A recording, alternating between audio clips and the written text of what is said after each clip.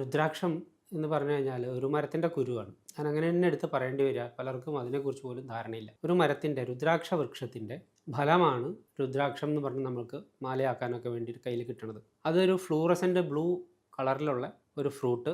ആ fruit Chandrika soap പോലെ അലിഞ്ഞ പോലെ തന്നെ ആയിരിക്കും ഉണ്ടാവുക. അത് കഴുകി കളഞ്ഞ് ഫ്രൂട്ട് നമുക്ക് ഉപയോഗമില്ല. അത് കഴുകി കളഞ്ഞ് അതിൻ്റെ ഉള്ളിലത്തെ വിത്ത്, നെല്ലിക്കയുടെ കുരു പോലെയുള്ള ആ വിത്ത് ആണ് നമ്മൾ രുദ്രാക്ഷ കായായിട്ട് നമ്മൾ ഉപയോഗിക്കുന്നത്. വാസ്തവത്തിൽ അതൊരു ബീജമാണ്. ഇനി വേറൊരു മരം മുളച്ചു വരാൻ വേണ്ടിയിട്ടുള്ള ഒരു ബീജമാണ്.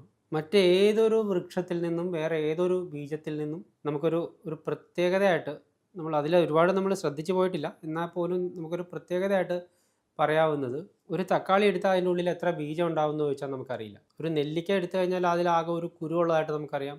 ആ കുരു മുളയ്ക്കണതായിട്ട് നമ്മൾ കണ്ടിട്ടുണ്ട്. ഒരു വഴുതനങ്ങ എടുത്ത് നോക്കി കഴിഞ്ഞാൽ അതിൽ എത്രയോ വിത്തുകളുണ്ട്. ഒരു മുളകിനകത്ത് എത്രയോ വിത്തുകളുണ്ട്. അതേ കണക്ക് ഈ രുദ്രാക്ഷത്തിൻ്റെ കാര്യത്തിൽ വരുമ്പോൾ അതിനൊരു ഐഡൻറ്റിറ്റി നമ്മൾ കൊടുക്കുന്നത്, ഇത് എന്ത് തരം രുദ്രാക്ഷമാണെന്നൊരു ചോദ്യം നമുക്ക് മുമ്പിൽ വയ്ക്കാൻ പറ്റും. ഇത് എന്ത് തരം തക്കാളിയാണെന്ന് നമ്മൾ ചോദിക്കില്ല. അതിൻ്റെ ബ്രീഡ് അനുസരിച്ചിട്ട് നമ്മൾ പറഞ്ഞ പോലെ അല്ലേ. ഇത് രുദ്രാക്ഷത്തിൻ്റെ വിത്ത് നമുക്ക് ധരിക്കാൻ പാകത്തിന് കിട്ടിക്കഴിഞ്ഞാൽ അതിനെ നമ്മൾ സെപ്പറേറ്റ് ചെയ്യുന്നത്, സെഗ്രിഗേറ്റ് ചെയ്യുന്നത് അതിൻ്റെ ഉള്ളിലത്തെ ബീജത്തിൻ്റെ എണ്ണത്തിനെ ആസ്പദമാക്കിയിട്ടാണ്. അതിനാണ് നമ്മൾ ഓരോ വിത്ത് മാത്രമുള്ള കായ നമുക്ക് കിട്ടിയാൽ അതിനെ ഏകമുഖ രുദ്രാക്ഷം എന്ന് വിളിക്കും. ഒരു കായൻ്റെ ഉള്ളിൽ 2 വിത്തിനുള്ള സ്കോപ്പ് ഉണ്ടെങ്കിൽ അതിനെ നമ്മൾ ദ്വിമുഖ രുദ്രാക്ഷം എന്ന് വിളിക്കും. അങ്ങനെ 3 വിത്തുള്ള ഒരു കായ കിട്ടിയാലോ അതിനെ 3 മുഖ രുദ്രാക്ഷം എന്ന് വിളിക്കും. നമ്മുടെ പുസ്തകങ്ങൾ പറയുന്ന കണക്കനുസരിച്ചാണെങ്കിൽ ഒരു മുഖം മുതൽ 38 മുഖം വരെയുള്ള രുദ്രാക്ഷങ്ങൾ പണ്ടുണ്ടായിരുന്നു. ഏത് കായം വിത്താണ്, ഇതിലിപ്പോൾ കായെല്ലാം വിത്താണ്. അതിലൊരു മുളയെ പൊട്ടി വരുള്ളൂ, അതിൽ നിന്ന് ഒരു വൃക്ഷം ഉണ്ടായി വരുള്ളൂ. എങ്കിൽ പോലും അത് രണ്ടും രണ്ടായിട്ട് നമുക്ക് ഉപയോഗമുണ്ട്. ഒന്ന് വിത്ത് മുളപ്പിച്ച് മരമാക്കി മാറ്റാൻ ഉപയോഗിക്കുമ്പോൾ തന്നെ അതിൻ്റെ ആ ബീജം, നെല്ല് നമ്മൾ ഊണ് കഴിക്കാനായിട്ട് അരി എടുക്കുന്നത് പോലെ ഈ രുദ്രാക്ഷം എന്ന് പറയുന്ന വിത്തിന് നമുക്ക് വേറൊരു ഉപയോഗം കൂടി ഉണ്ട്. അത് നമുക്ക് ശരീരത്തിൽ മാലയാക്കിയോ ഒറ്റയ്ക്ക് ഒരെണ്ണമായിട്ടോ ഒക്കെ ധരിക്കാനുള്ളതാണ്.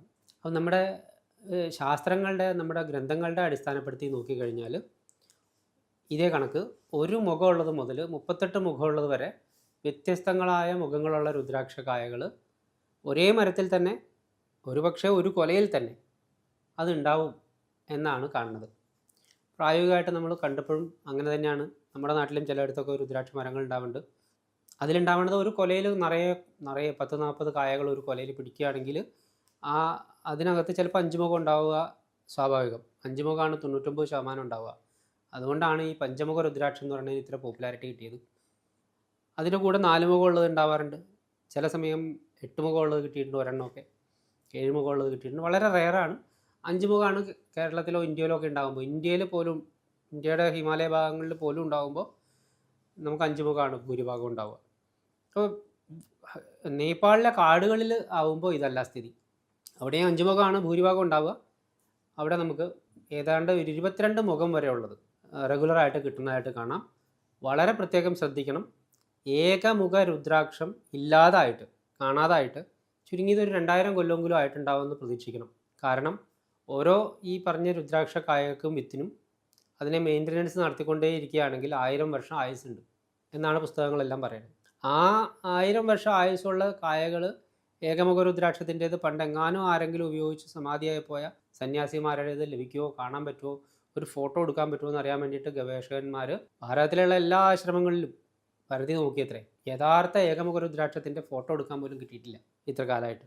അപ്പോൾ അതിൻ്റെ ഒരു ഏകദേശ കണക്ക് നോക്കി പറയാൻ നമുക്കൊരു 10,000, 1500, 2000 കൊല്ലമായിട്ട് ഏകമുഖ രുദ്രാക്ഷം പ്രകൃതിയിൽ ലഭ്യമായിട്ടില്ല എന്ന് നമുക്ക് അനുമാനിക്കേണ്ടി വരും. അതേപോലെ തന്നെ 2 മുഖം വളരെ റെയറാണ്.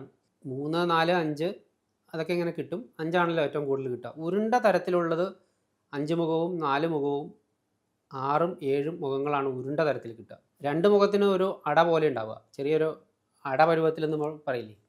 3 മുഖ രുദ്രാക്ഷം ട്രയാങ്കിൾ ഷേപ്പിലുണ്ടാവുക. ഏകമുഖ രുദ്രാക്ഷം എങ്ങനെ ഉണ്ടാവുക എന്നറിയില്ല, നമ്മളാരും കണ്ടിട്ടില്ല. അത് കണക്ക് ആ സ്പേസാണ്, നമ്മളാരും കണ്ടിട്ടില്ലാത്ത സ്പേസാണ് പലരും വ്യാജനം ഉണ്ടാക്കാൻ ഉപയോഗിക്കുന്നത്. 8 മുഖം മുതൽ അതിൻ്റെ ഷേപ്പ് പതുക്കെ ഈ സീഡിൻ്റെ അറേഞ്ച്മെൻറ്റിന് വേണ്ടിയിട്ട് ഓവൽ ഷേപ്പിലേക്ക് മാറാൻ തുടങ്ങും. 9 മുഖമാകുമ്പോൾ കുറച്ചും കൂടി നീണ്ടു ഉരുണ്ടതുപോലെ വരും. 12 മുഖത്തിലേക്കൊക്കെ വരുമ്പോൾ അങ്ങനെ വിരിഞ്ഞ് വരും. അങ്ങനെ 22 മുഖം വരെ ഉള്ളത് റെഗുലറായിട്ട് കിട്ടുന്നുണ്ട്. വല്ലപ്പോഴും ഒക്കെ അതിൻ്റെ മുകളിലേക്കുള്ളത് 29 മുഖം ഞാൻ കണ്ടിട്ടുണ്ട്. 32 മുഖത്തിൻ്റെ ഫോട്ടോ ഞാൻ കണ്ടിട്ടുണ്ട്. 21 മുഖമൊക്കെ ഞാൻ കയ്യിലെടുത്ത് വെച്ച് കണ്ടിട്ടുണ്ട് ധാരാളമായിട്ട്.